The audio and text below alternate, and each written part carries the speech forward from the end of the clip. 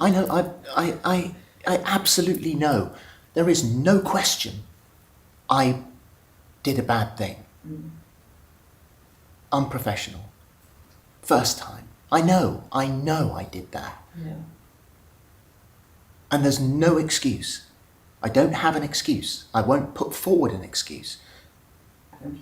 I visited the drama school. I visited all sorts of schools, all over the country, when I was asked to go to the drama school. And that was that. Because I follow 11,300 people. So I followed him on Twitter.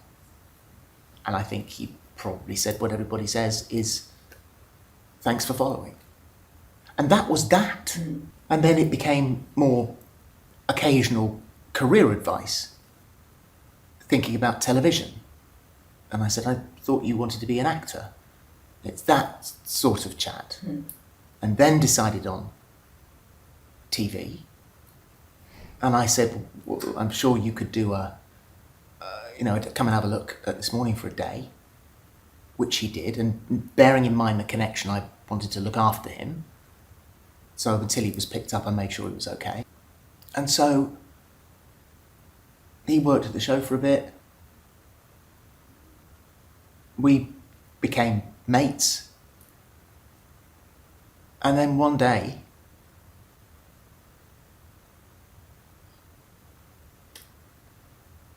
something happened that just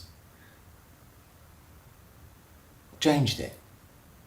And that's the moment, that's the moment I look back on. I just assumed that somebody, somewhere, thought something was going on correctly, but they didn't say anything. I mean, this only, because I actually told him that I was going to come out the morning of or night before or something like that. And I said, I'm gonna, it's a big day tomorrow, I'm gonna do this. And he said, so proud of you, congratulations, I hope it goes okay. He was never gonna out me. No one was gonna out me. Yeah. There have been accusations that you groomed him.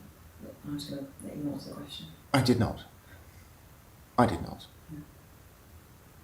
I mean, there are accusations of all sorts of things. Yeah. And you are still friends?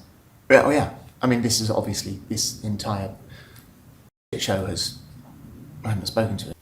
So yeah, this is that. There's the difference. Yeah. It is accepted by Leonardo DiCaprio. It is not accepted if it's in the gay world. Although we both know that it happens in every world. That people are attracted to or have relationships with, wise or otherwise, with people of different ages. And yes, I see how it looks from the outside world. I see what it looks like. Yeah.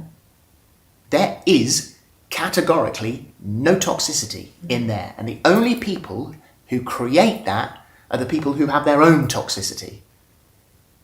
And if you, I'm assuming if you are that sort of a person, then it follows you round, perhaps. But Ranj, I saw him a few months ago, and he was lovely, really lovely.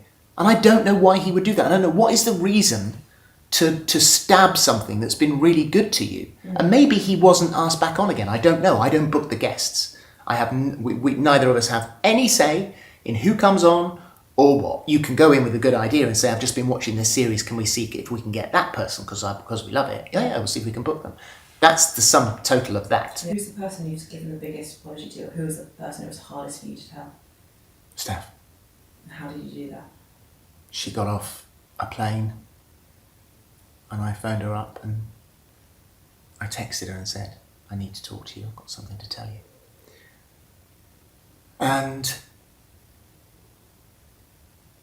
she called me back and I told her, and she was very, very angry. Had she must have heard or read the rumours, someone would have told her, so did she ask you or confront you at the time? Yep, I lied to her as well. What did you say, what did she say? I just said it's untrue. And she believed you? Yeah, we should have no reason to. I hadn't lied to her about anything else. And did your daughters, that must have been a very hard conversation.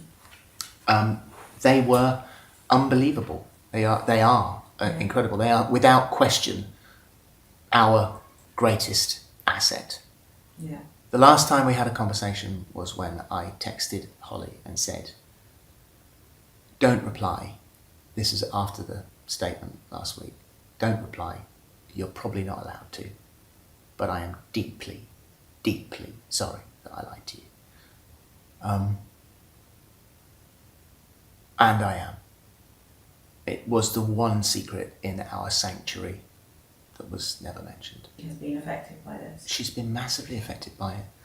And I can only apologise. I let her down. I let everybody down. I let that entire show down. I let the viewers down. I let everybody, I let my family down. I let my friends down. I let myself down. I let him down. I let everybody down. And it is something that is crushing me.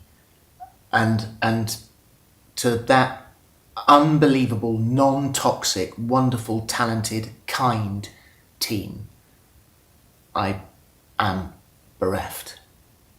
I completely understood. I understood why ITV had to take the position they did, of course. I understand why my management agency had to take the position. I'd lied to them, so they'd lied to ITV. So, of course, I understand that.